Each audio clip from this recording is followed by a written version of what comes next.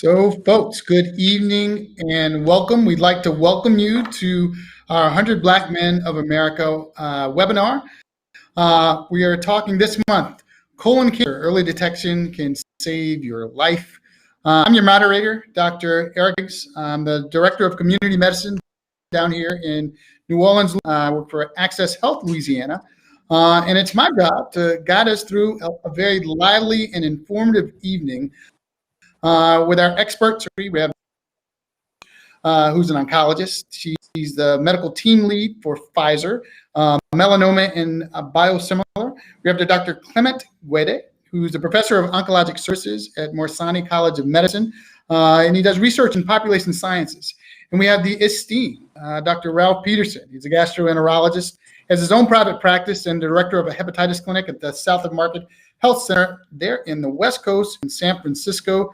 Good evening to my esteemed colleagues. I'd like to tell people that people tell me I'm smart. I say it's only because I wear fake glasses and got a bald head, and I surround myself with people that are smarter than me. Welcome, welcome, welcome. We're going to talk about something that, believe it or not, we're COVID. This is something that's been around for a long time, been plaguing all of our communities, becoming increasingly concerning over the years. Colon cancer, colorectal cancer. Especially amongst the men in our barbershops. A lot of them like, Doc, you seem cool, but your hands are too big. You can take care of me, but you can't examine me because I don't want to know nothing about that. So we're going to take a lot of that. We're going to dispel a lot of myths. I'll help guide the questions and guide the message. We give it out to the community, and hopefully we'll learn from each other. And I said all that in one breath, so I'm going to give each of you a chance to say welcome. I said welcome. Welcome. Dr. Edwards, welcome. Thank you. Yeah, that's to our audience. We'd like to start the evening with Dr. Edwards. If you can, just I understand you might have slides. Grace us with your expertise in how we can help in this fight with leading our messaging and what we know. Great. Is someone bringing up the slides? Thank you. Thank you so much. And good evening, everyone. Thank you for joining. My name is Michelle Edwards, and I am a senior medical director at Pfizer. I work in oncology specifically, and specifically focusing on colorectal cancer as well as melanoma and other types of cancer. And I'm happy to talk to you today about colorectal cancer. So if you could go to the next slide, we'll start with a quick overview of colorectal cancer. And, my distinguished colleagues on the panel are also going to be talking about colorectal cancer a little bit more. So we'll start with some of the basic facts. So colorectal cancer really refers to a number of different cancers that occur in the colon, which is also called the large intestines, as well as the rectum. And it's actually one of the most common cancers in the world. And worldwide, it's the third most common type of cancer in men, and the second most common cancer in women. And you can see on the slide here that in 2018, across the globe, about 1.8 million people were diagnosed with colorectal cancer. In the United States, it's estimated that this year we'll have 150,000 people diagnosed with colorectal cancer. And this is why screening is so important. We know that colorectal cancer typically occurs in people that are 50 years or older, but in the past several decades, we've seen an alarming increase in people that are in their 20s and 30s being diagnosed with cancer. And the American Cancer Society has recently changed their age recommendation from 50 to 45. And although this is good news, I think there's still room to grow, and we'll talk about throughout the evening the incidence of cancer in younger patients and perhaps the reason to screen in certain populations even earlier. So why is it so important to screen? It's because colorectal cancer can be prevented. Colorectal cancer, if you want to, go back before we go to this slide. Colorectal cancer typically starts as a clump of non-cancerous cells that grow in the colon or the rectum called polyps. And by screening, we can find these polyps and remove them before they become cancer. And that can basically prevent cancer in a number of people. So if you go to the next slide, we'll take a closer look at metastatic colorectal cancer. So metastatic colorectal cancer is cancer that's spread to other parts of the body. So if it starts in the colon or the rectum, it can spread to the liver, to the lungs, to the bones, and even the brain. About 21% of people who are diagnosed with colorectal cancer already have cancer that's spread. And this is another reason to be screened and to try to catch it early, because if it is caught early, the prognosis is much better. We know that patients who are diagnosed with very early stage colorectal cancer have about a 90% chance of living to 5 years and beyond. However, if it's already spread at the time that they're diagnosed, it's only about a 15% chance. And so that's why we want to make sure that we're looking and screening patients. Although we're going to focus on screening tonight, I do want to spend just a minute talking about cancer biomarkers, which are basically proteins that are found on the tumors that patients have, and they really distinguish one tumor from another tumor.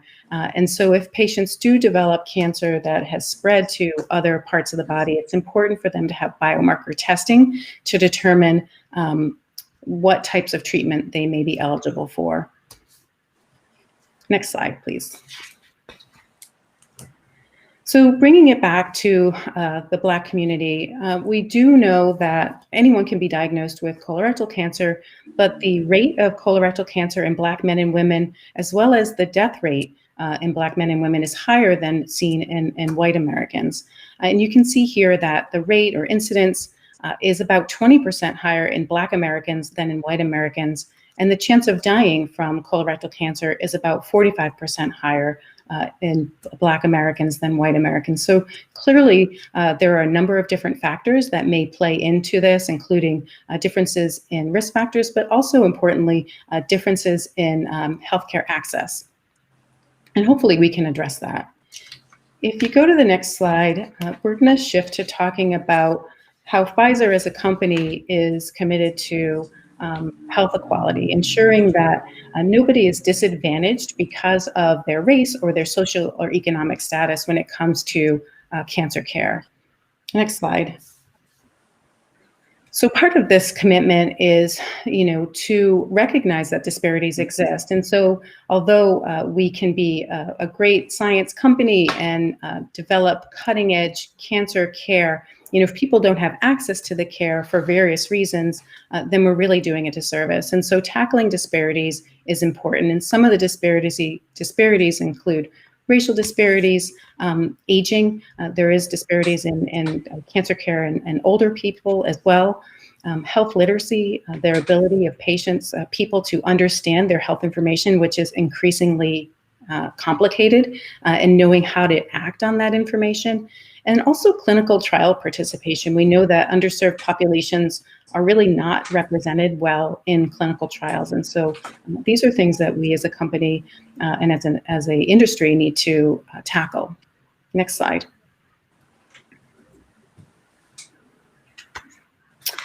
So I think, many of you have probably heard, Chadwick Boseman's unfortunate death at the age of 43 to colon cancer really shines a light on, the inequities in cancer care, as well as COVID just in general.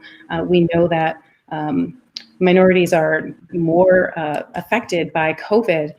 And so although these are not new issues, I think these two issues have shed light on the disparities that exist in our system and show us what we need to correct. If you go to the next slide.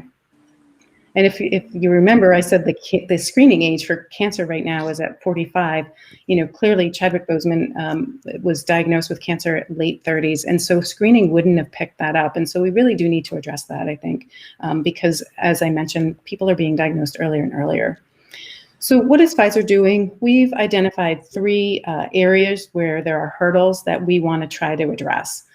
And these are in patient care, policy, and society. And so briefly, in terms of patient care, we know that underserved patients as well as older patients are just not represented in the studies that are done on new drugs. And so this can lead to barriers in them being prescribed new drugs. Because there's just not a lot of evidence that whether these new therapies will work for them or not. We also know that there are insufficient resources to support both the patient as well as their caregivers. And then policy issues as well as societal issues, and really just a lack of a communication and conversation around some of these disparities. Next slide. So, bringing it back to colorectal cancer, we know that race and age disparities are of critical importance. We want to, as a company, tackle these and address racial disparities in screening, diagnosis, and treatment of colorectal cancer. We want to partner with communities, with advocacy groups, and others to help influence this. That is all I had. I want to turn it back to Dr. Griggs to go to the next panel member, and I think we'll have time for questions later on. So we will, and thank you for that, Dr. Edwards. You were very eloquent, and thank you. I really appreciate the information. I do have a few questions that I want to address before we move Sure. on.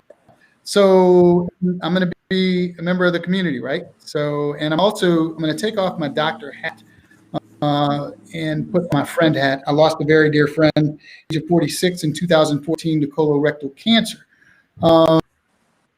Peterson will address this from the ground, but I'm going to. You're talking about colorectal cancer in African Americans and the whole nine. My friend said he didn't have any symptoms and he didn't have it in his family, and the connection between when you use the word clinical trials and you say colorectal cancer, he didn't want to talk about colorectal cancer because of specifically guys have issues with the exam, that typically for African American males in general. So what happens between the difference between young ladies and young men is that when a young lady becomes a young woman, they start these visits to the doctor for annual checkups, and there's nothing wrong. They evolve, they get adapted to what's called well visit. Well, little boys, we're a little different. As we grow up, the only time we go to the doctor, every time I went to the doctor is because I broke something, I didn't feel well, they gave me a shot, I was trying out for a sport, then they put their hand in my underwear and they stuck their finger up my stomach from the wrong side, and I didn't like it, and played football in college, and they did some of the same stuff, and I, Dr. Eric Griggs, said as soon as I get old enough to get out of this mess, I ain't never going to the doctor again. They will never pick, poke, pry. I don't care. I ain't breaking no bones. Leave me alone. And then the next time you go, we have to deal with testicular cancer. So they tell you have to do your own exam. Dude's never heard that before in his life. So you're going to tell a 25-year-old to start feeling for lumps and bumps in places that don't make no sense. And then when they tell you now, when you get about 45, 50, we're going to have to do that real exam. Like, what's that? Well, that's when they're going to have to goose you. Like, man, what? I am not going. So typically what happens is in African-American families, think about the barbecues, the family reunions. If someone's not feeling well, it's not something that we talk about. What happened? There are no natural causes of dying at the age of 46. It's just the natural causes that we won't talk about are issues. So when you talk about that's one barrier. And then you talk about clinical trials. That's something we don't talk about. Now you got me talking about getting goose, going to the doctor. By the time I finally decide to go to the doctor as an African-American male, something wrong. You go that first time and they say your blood pressure's up. Man, I ain't got no blood pressure problems. You got blood pressure issues. Man, you don't know what you're talking about. I'm gonna do the lifestyle modification. And then you go back, you wait again, something's wrong. It turns into this vicious cycle that it becomes uncomfortable, so much so that we get to the barbershops and we make jokes about it. And that's how we end up where we are. Enter COVID-19. Let's just throw COVID-19 in the mix. We weren't going to get clinical trials to begin with. Didn't know what no clinical was. I don't like no clinics, and I ain't going to no court. I ain't on trial for nothing. I'm not doing it. The last time I heard about anything, it was syphilis. It was Tuskegee, and I ain't going nowhere near it. What would you tell folks about the importance of clinical trials as it relates to colorectal cancer? I'm going to lead up, and I know Dr. Peterson is going to lead us home. He's just a more seasoned, better-looking version of messaging than I am to our community, to get people to understand the seriousness. Pfizer is no small company. And this is for you to be on here with us means that it's extremely important to us as the people in our community, and that we're all saying the same thing, and we want you to be involved. And y'all, oncology, for folks that don't know, is the study of cancer. These are people that have dedicated their lives to wanting to make us better. Cancer is your cells that just won't stop doing. They're like bad kids. Your cells won't stop doing what they do. They won't do what they're supposed to do, and we can't figure them out. They like baby's kids. Well, these folks, these doctors, have decided to dedicate their lives to try to help us help ourselves. Dr. Edwards. Yeah, I mean, that's a lot to unpack. And I think, part of it is increasing the conversation, right? Like we're doing tonight and, across, the country to raise awareness, to kind of tackle your first point about people just not wanting to go to the doctors, not wanting to talk about it. This is, as tragic as Chadwick Boseman's death is, I think, hopefully that raises some awareness to this issue, particularly in the Black community. As far as clinical trials go, understandably, the Black community has been reluctant to participate in trials, and there's a trust issue which is warranted. I think, from the past, I think it's having the conversations, trying to get the trials in the communities where, and not just in the major academic centers, but in the communities where these patients are comfortable in their local community settings and not just in the academic settings. And so I think there's a lot that can be done. I think a lot of it is earning trust and generating conversation. And I'd love to hear your thoughts on how we as an industry can generate that. So for those that don't part of my mission, part of my job is, even though I'm challenged with this technology here, trying to plug for my computer, has been in the realm of media, and it's being a host. Been gotten pretty good at my transitions. I wanted to start broad to show that this is a global being addressed and identified as a global problem. Dr. Edwards is with Global Oncology History Level. We're going to move now. I wanted to talk trials. A lot of people thought, well, look, you can try all y'all. Y'all ain't trying nothing on me. I ain't no guinea pig. And we dying anyway. We're going to die something. But there are things that we don't have to die from. We have to be as transparent as possible. And what we're trying to do with the 100, with our Health and Wellness Committee, is bring together a panel so we can have robust discussions on all levels. With the community, very candid questions with the community to show that, to answer any questions, because transparency is the key. As we've learned of COVID, with our medical, in our medical world and in our community at large, it's time for frank and honest conversations. You've laid a great platform for us to show us what's being done. Now let's take a step further. Dr. Gwede, if you could, and talk about the population sciences, because population sciences, we're going to make it popular. We're going to keep this uncomfortable conversation going, and I'm going to hand you this comfortable baton. How about that? Yes, thank you, Dr. Griggs. So we're going to continue on this very intriguing topic of how do we get our people into benefiting from what we already know works. So you heard the good news. We can, colon cancer is preventable, detectable by removing, preventable and detectable and beatable by removing polyps or finding cancer early when we can treat it and cure it. And so in a nutshell, no one should have to die from colon cancer if we all did what we know works. The challenge is more difficult. So if you may show my slides, please. It's more difficult than we know what to do because of some of the things that Dr. Griggs talked about. We get comments such as, oh, why do they not have better methods? I don't want to be checked down there. They can go to the moon and they can't invent a better test. So those are some of the challenges and the barriers. So first message is preventable, detectable, beatable if we find it early. Second message, we do not have to wait for symptoms.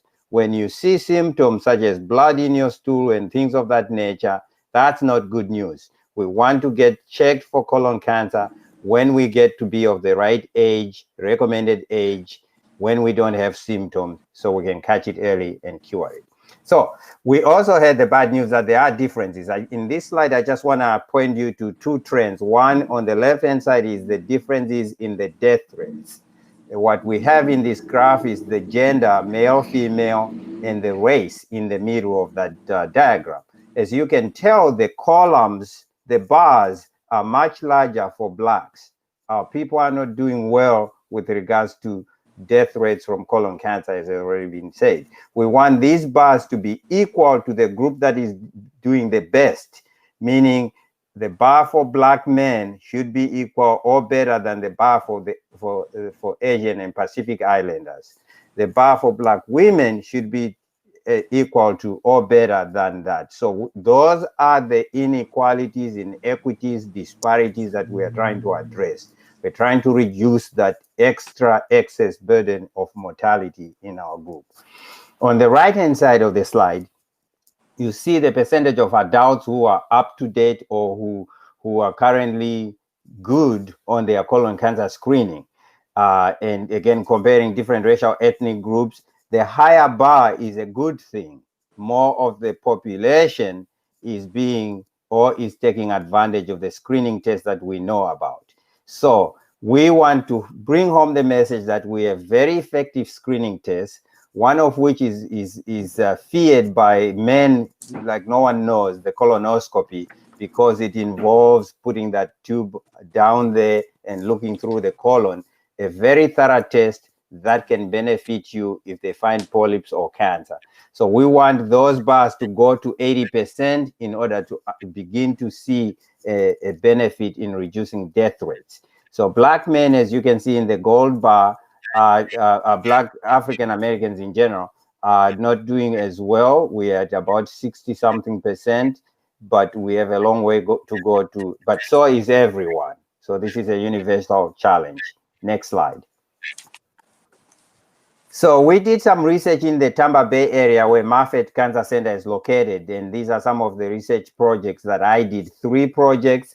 The first one on the left-hand side is a group of individuals of mixed race, meaning racial ethnic groups from different backgrounds, and we were able to give people a screening test and see if they returned it. It was a home stool test, and we reached about 80% in that study, 416 people. We did it with Latinos or Latinx, Spanish preferring or Spanish speakers, and we reached over 80%. And the last one in the orange color was with Black populations in community settings, not in clinic, and we were also able to reach 80%. So this is good news that we can increase colorectal cancer screening if we do programs that people like and can access and can reach. And this project was done with barbershops, churches, and many other places where we could reach people. Yeah, next slide. So what can you do after this? And then you hear these messages throughout, but what can you do? Certainly, if you are of age 45 and older, you should get screened, and you should be screened with any of the tests. The most thorough is the colonoscopy, which is they take a tube, lighted tube, look through your colon via the rectum and check out the entire colon. If they find abnormalities, they remove these polyps, these growths, and therefore prevent cancer from happening. If you cannot get a colonoscopy because you may not have health insurance, get a home stool test. Those are very beneficial. And if it's abnormal, you then follow up with a colonoscopy, and usually the health system helps you access the colonoscopy. So no one should go without accessing a colonoscopy if they need it. Encourage your family members, talk about this disease. We can do and enhance our chances of surviving colon cancer by talking about it and becoming comfortable with screening. And the last part, if you are younger than age 45, have a conversation with your provider, and Dr. Peterson is going to tell us how we can do that. But you see on the screen some examples of when does one need to be screened, and what are some of the reasons. We have enough examples, Chadwick Boseman, and again, in his case, screening doesn't go into the 30s under current recommendations, but a dialogue may help you get screened earlier if you have a family history of the disease. So conversation, talk about it. Let's get comfortable talking about our bowels, about being examined, just like Dr. Griggs said. Next slide. So this is a very difficult time. We want to reach that 80%. I'm a population sciences person. We want everyone, the entire population who can get screened, who needs to be screened, to be screened. So we reach the 80% to begin to reduce mortality. So don't let the COVID or the racial injustice situations prevent you. But this is really impacting people's ability to get screened for cancer in general and for colon cancer. I'll stop here and take any questions. So again, I want to encourage our viewers to chime in the chat box with their questions. I think we will be able to answer them there. So I want to go back and before we move on and Dr. Peterson starts to bring us home, I want to go back and we talk about screenings.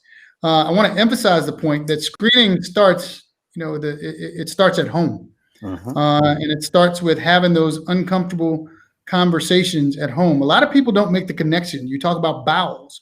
When you have a bowel movement, we're talking about a cancer in the bowels. They don't make that connection. Dr. Gwede, you used a term called a polyp. Like I live in the space of health literacy with community medicine. And we do exactly what the three of us are doing. We're talking out our head. Well, you might have a adenopolyposis, and it could be adenomatous, and the patient will do exactly that. You understand? Yeah. What do you say? Yes, I get you. I'm with you. With you. Let's start with a polyp. Yeah. And then let's talk about. Do you feel a polyp? Does it hurt? And I know that might be. No. Let's move forward. Absolutely. Thank you for bringing us back to the bottom line. I think Dr. Edwards also brought it up. And a polyp, most colon cancer begin as a polyp, which is a small growth in the inside of your bowels, in the lining of your large bowels, the colon.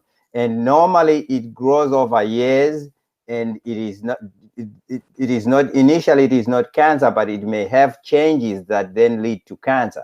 So the whole goal of some of the screening modalities is to find, either by looking into your bowel with a colonoscopy, find these things early before they become cancer, remove them, and therefore prevent any cancer from happening. But a polyp by itself, it doesn't mean one has cancer. It means that it may potentially, if it's not attended to, become a cancer. Therefore, we want to find these weeds.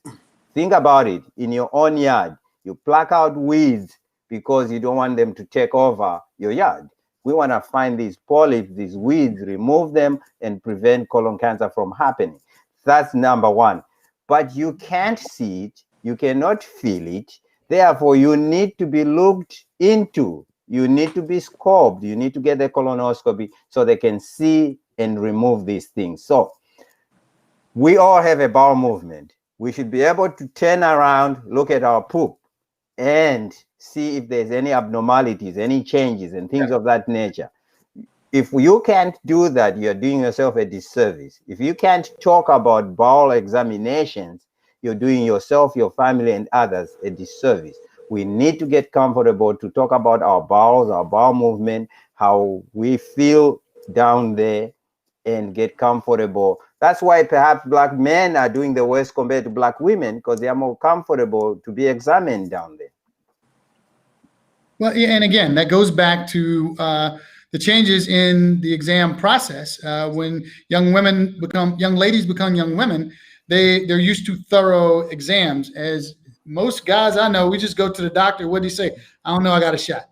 Yeah. That ends up leaving us. What happened? I don't know, but I'm never going back to him again until I have to. Dr. Edwards, I want to double back for a minute. One thing that we've not talked about is one of the beauties, two of the beauties of the whole colorectal screening process. A is that, so we talk about being uncomfortable with the exam itself, right? But do you remember, Dr. Edwards? No, don't cheat. you don't. No, you don't remember it's actually a beautiful sleep experience.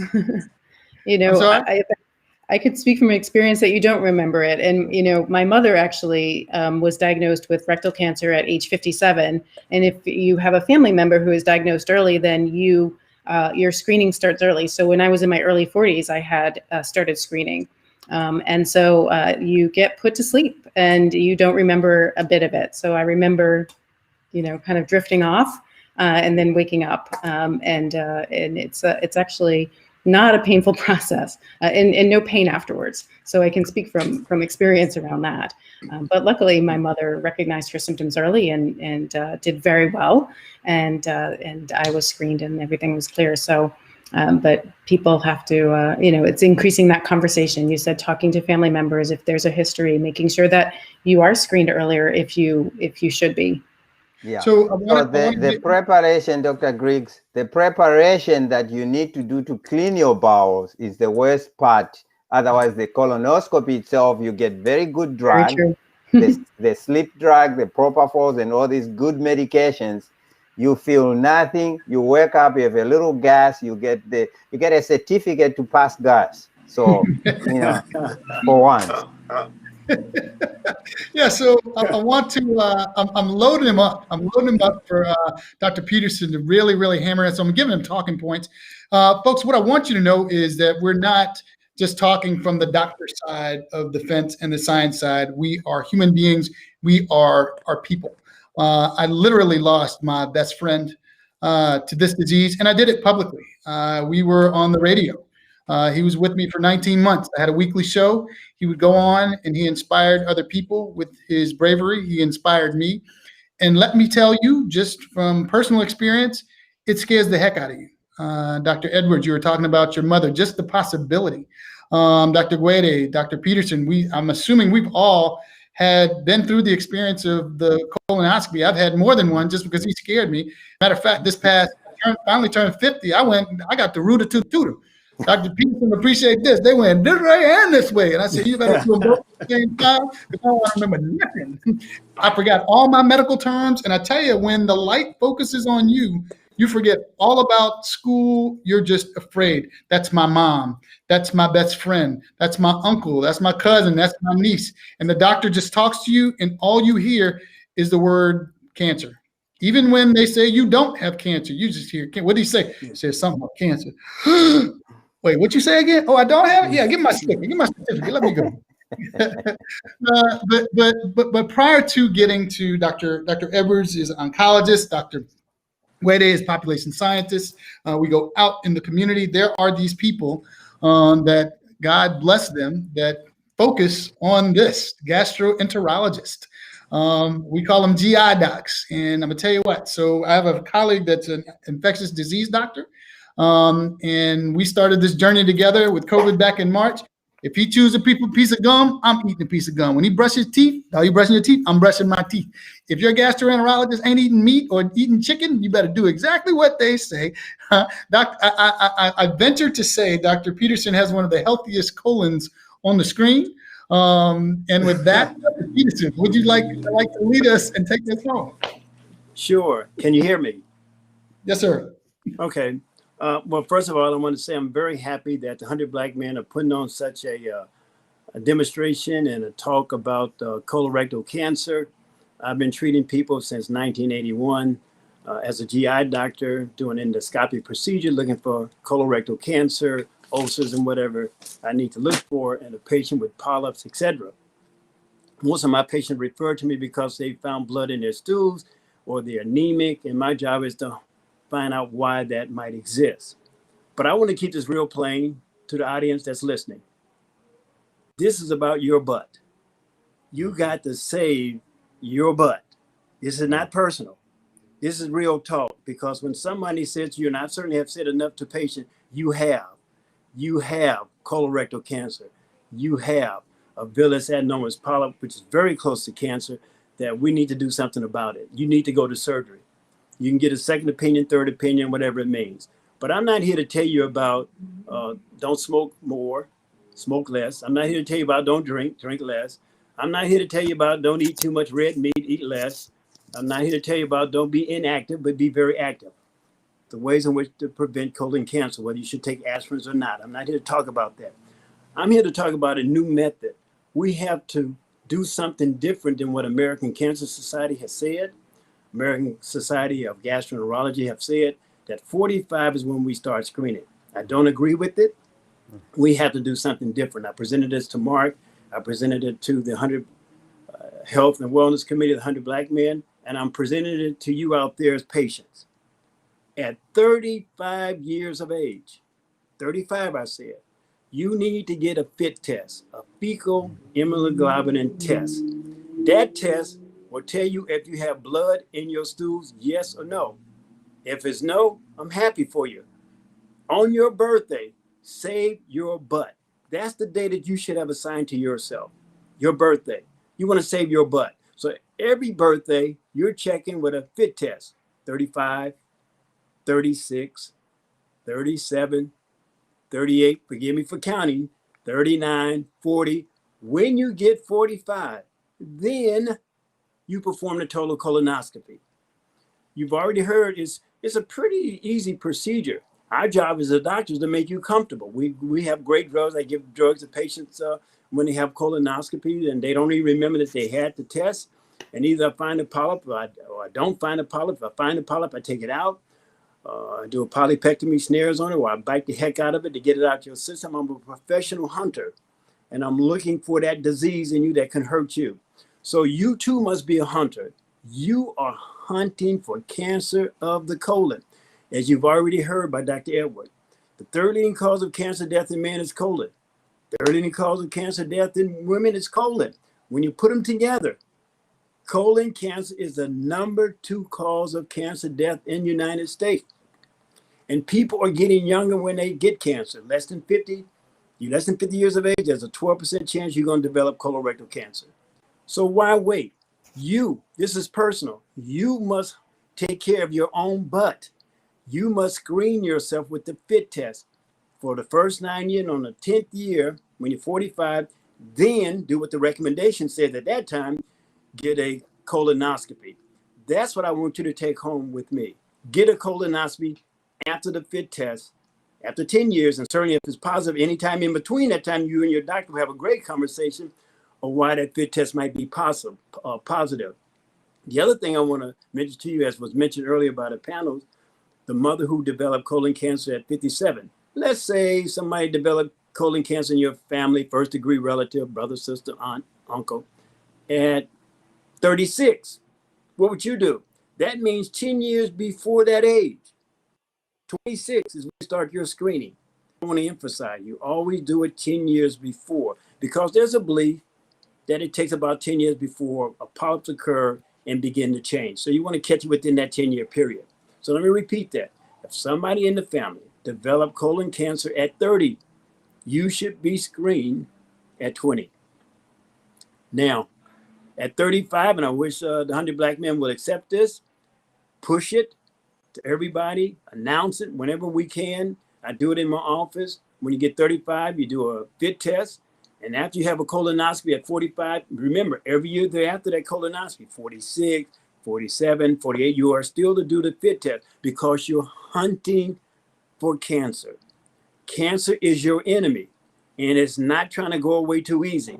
You have to beat cancer because, as already mentioned, it's preventable and it's treatable, but you have to catch it early. When you catch it early, you have about a 92% chance of making it. When you catch it late, like Chadwick did, it's terrible. So I would like to say, I wanted to die,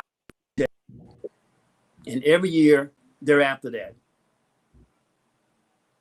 Dr. Peterson, Yes. can you say that one more time? When you catch it early, there's a how many percent chance of what? 92% or better chance that you can make it because it hasn't grown that deep. It's very superficial. That's a huge number. Who wouldn't take who wouldn't bet 50 cents on that, man? And Well, I you mean better than I that. won't Let me say this. Let me say this to you. Can you afford $2 a month? That's the question. To save your butt, because the FIT test is about $24. Mm. So break it down. Why wouldn't you spend $24 a year to save your butt? That's what we talk about. if you can, I want you to break that down even further. Let's talk from the other side of it. Let's talk from not the doctor side, but let's talk. You give me the test. I leave your office. What do I do? Okay, this is called fit test, and you told me it's F with that big old word in the middle and something test. Yeah, but what I got to do? Let me How do does that something better work? than that. Yeah, I don't have stock in Pinnacle. yeah, I have no shares in Pinnacle. yeah. Pinnacle has a new fit test that looks for blood at a very small level. It's you order it online, and I wanted to do it, so I ordered it online about 3 days ago. It came to my office, and I said, "Okay, let me do this Pinnacle test." And you can do it in your own home. You know, when you have a bowel movement, you take the brush that they send with the kit. Just a little bit of stool that you collect on, put it in a thing in a tube, and it's going to be. And then you take a little drop and put it on the slide. It's going to be positive or negative. You can do that at home for under $24. If it's positive, you bring it to your doctor. You don't even have to have your doctor order the test. You bring it to your doctor and say, "Look, I got a positive fit test." The doctor might say, "Ooh, let me repeat that. Oh, let me make sure you're anemic." But he has to deal with that test. So does the insurance. The insurance may not pay for that fit, but they pay for a positive fit when they do a colonoscopy. So that's important. So I want to get to that. And again, it gets uncomfortable. People don't want to dig into the meat of it. But since we hunting, I'm hunting for answers. Why are we looking for blood, Doc? Explain why we're looking for blood. Polyps can be very fragile. So can cancer. And one of the telltale signs is mentioned, you don't want to see bright red blood. In fact, you don't even know if you're bleeding. So we call it occult bleeding. Something you don't see, something you don't believe. You may not even be anemic yet. But the fit test will pick up that occult blood in your stools because most of the lesions occur on the left side of the colon, but let's say below the small intestines. And that's what the fit test is geared for, is to find that blood that you cannot see. You determine if you're positive or negative. Once you find it, then we are obligated as physicians, GI doctors, and primary care doctors to refer you to a natural person who can perform that colonoscopy on you to find out what that fit test was all about. So it has about a 90% chance. The fit test had the Cologuard is about 90%. We can talk about the difference between the two. The fit test is about a 70% chance of being positive, really showing that you have colon cancer because the tissue is very fragile and it will bleed. And the Cologuard, talk about the Cologuard. If you're gonna tell it all. Oh yeah, I don't mind because I do all of it. The Cologuard is more expensive. We start with that. It's about $500, and it's recommended that you do it every 3 years. The difference between the Cologuard and the fit is a Cologuard is a fancy fit, but it also looks for abnormal DNA tissue. So if we find abnormal DNA tissue, which was mentioned earlier, then it's a very high likelihood that you could have cancer. So if you had the money, you'd do a fit Cologuard. There you go. Fit Cologuard. Fit Cologuard. So here again, I want to do I'm a lead around the room, all right? But Doc, I want you to do something. I want you to define for me something. People don't understand. Not only if you get to the point where you have that colonoscopy and there's blood, not only can it be what we call diagnostic, where it can diagnose that there's a polyp there, it can be curative. And when I say curative, it could be a cure. What is that? What am I saying, Doc? You're saying when it's cured, because I cure people all the time. Uh-oh. You make them comfortable with you, the doctor. That's the first thing. There's an interaction. It's not you. I'm foreign to you. I'm real to you. I'm the professional hunter, and I'm designed. I'm as I tell my patient, I am a professional hitman. When I put that tube in you, my goal is to hurt your enemy that's trying to hurt you. That is my goal, not to hurt you, the patient. So I give you enough medication that you're comfortable. And then I start the procedure. And if I find a polyp and take it out, guess what? You're cured of cancer. Let me say it differently. Let's say I find cancer in the stalk. If I remove the stalk where the cancer head is taken out with the stalk, and there's nothing in the stalk, guess what? I've cured you of cancer. So wait, you said polyp and you said stalk and you said cancer and stalk. So can the polyp not be cancer? Is that what you said? Well, look at it. Think of a tree. The tree trunk is the stalk. All them branches out there is what's growing is the cancer. So I cut the tree trunk, if you will, or the stalk. And when I remove it, if there's no cancer within that stalk, then I've taken all the cancer out. You are free of But cancer. see, Doc, hold on. I get what you're saying, and that's why I don't eat vegetables. That's why I don't eat that stuff. I don't eat that growing on the plant like that. That's why I don't eat broccoli, greens and nothing like that, right? That's what I should do. I should avoid that. Is that what you're saying? No, what I am saying is that you got to remember, if you look at the function of the colon has certain function. One is to reabsorb water, right? So your stools can form. But the main function, besides absorbing water, is to get rid of the waste. So your colon has been exposed to toxic stuff since you've been born. Yeah. And we don't know what's going to happen to the tissue. So we need to look at that tissue as often as we can. And the easiest way to do it is with a fit test done at 35. Mm-hmm. So the fit test at 35, and I'm gonna go back. If y'all can see what I see, you got Dr. Edwards, Dr. Gwede above your head. I'm gonna let y'all chime in. Even before you get to this point, I made light of the fact of eating vegetables, and they tell me, I got to eat fiber and all that other stuff. Y'all can chime in whenever. What does all that do? What does it? Dude just said I don't want no trees growing to me. Why am I eat grass? I don't like vegetables. I don't eat that. How does diet contribute to this problem, Dr. Gwede, Dr. Edwards, either? Yeah. So let me just start. So a diet high in fiber helps you regularize your bowel movement, so that you don't expose your tissue to a lot of toxins over a long period of time if you don't go to empty your bowels on a regular basis. The other part that it really is helpful is that we also know that the processed foods have certain chemicals and things that are in the preservatives that may also result in changes in your bowels and the lining thereof and growth of these irritation of these polyps. So it's a combination. The last part is that a diet high in fiber is less likely to have you become obese. So when you have a lot of body weight, not what we call, lean body mass. Why are you looking at me when you say obese?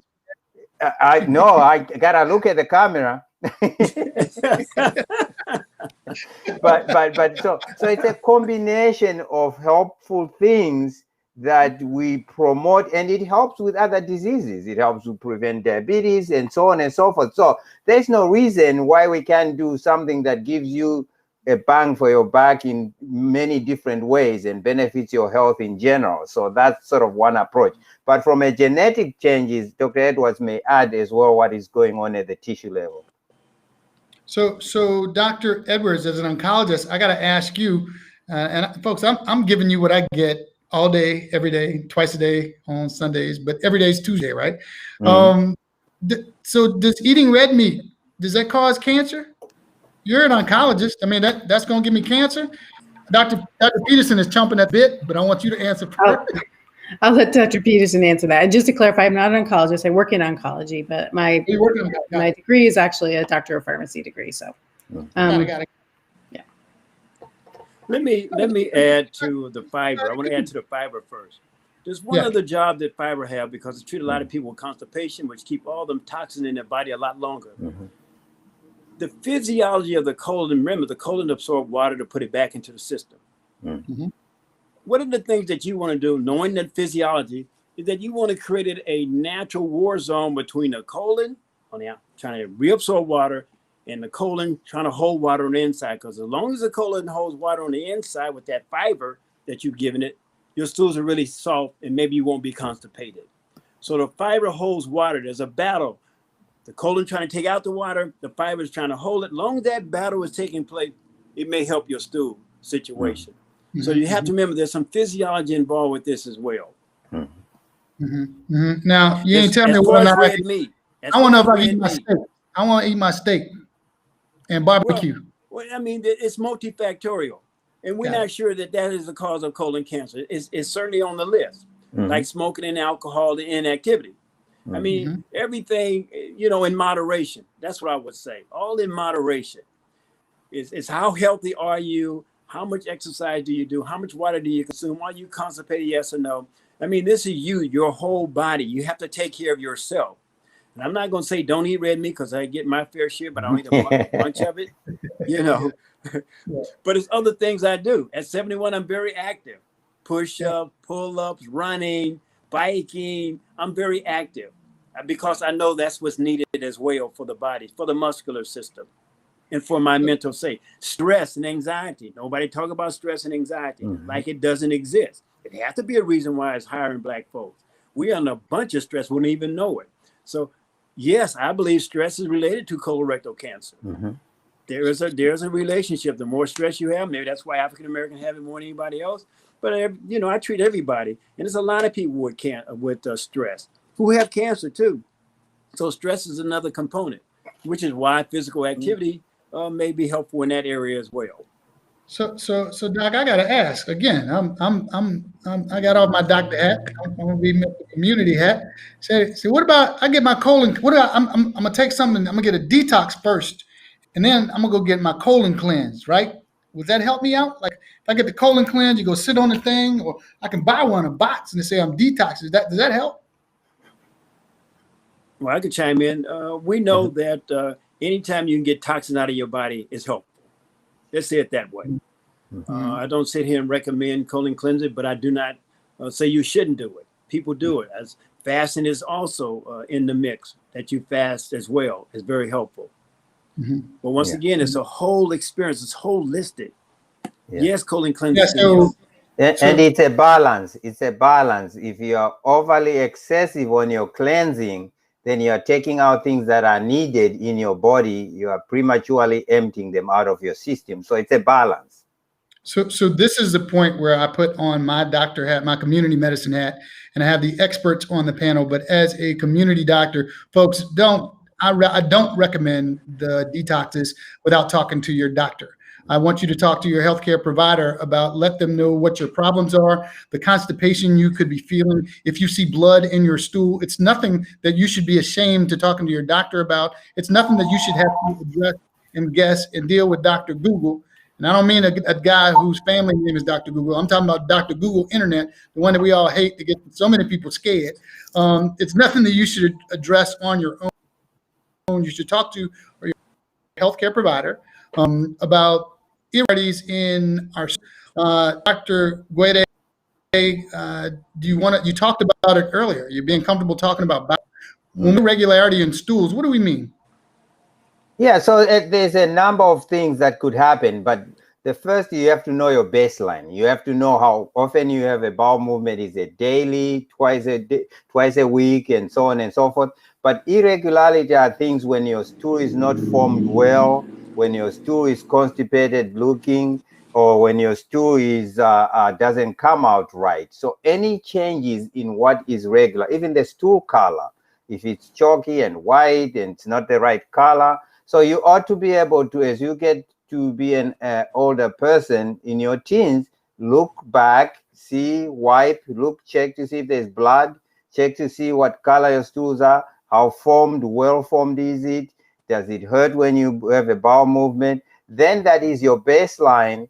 And when things change significantly, you are able to say, Doc, I now go once a week. Is that a good thing or not?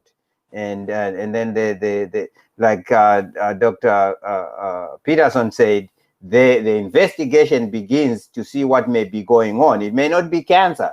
There are many, many bowel conditions that need to be investigated, but changes in the form, the shape, the way your stool is made up, the color are important to report. I'd like to add to that you said something very important. I wish everybody recorded exactly what you said, because I believe in everything you said, and I tell my patient exactly that.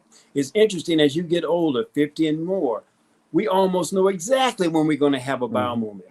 And when it deviates from that, it's like, hey, what did I eat? What happened here? I was supposed to have a bowel movement right after I had breakfast. So timing is important.